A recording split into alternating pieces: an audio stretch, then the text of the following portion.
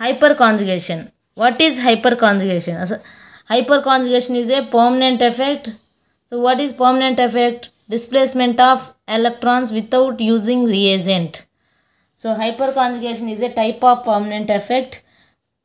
What is hyperconjugation? Hyperconjugation జరగాలి అంటే మనకు మెయిన్గా ఏముండాలి? Alpha CH sigma electrons.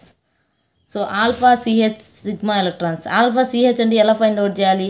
Function group or double bond triple bond ఏదైనా ఫంక్షన్ గ్రూప్ పక్క అడ్జసెంట్లో ఉండేదే ఆల్ఫా. సో ఆల్ఫాకి సిహెచ్ ఉండాలి. ఆల్ఫా సిహెచ్ సిగ్మా ఎలక్ట్రాన్స్ అనేవి ఉండాలి.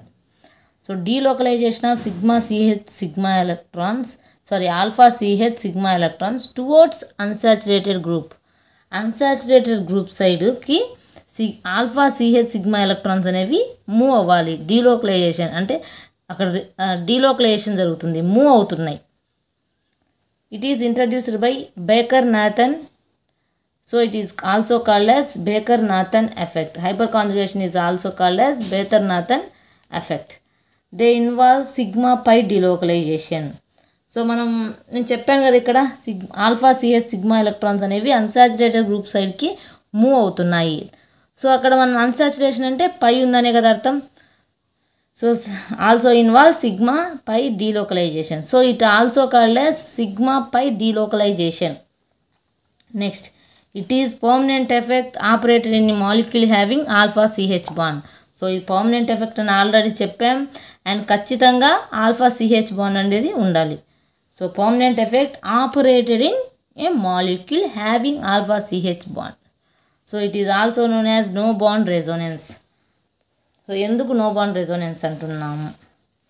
సో చూడండి, ఇక్కడ రియాక్షన్ ఉంది కదా, CH3 C double bond OH ethanol. So ఇక్కడ ఇది కొంచెం కన్ఫ్యూజన్ ఉంది, మళ్ళీ పక్కన రాసి చూపిస్తాను. CH C double bond OH.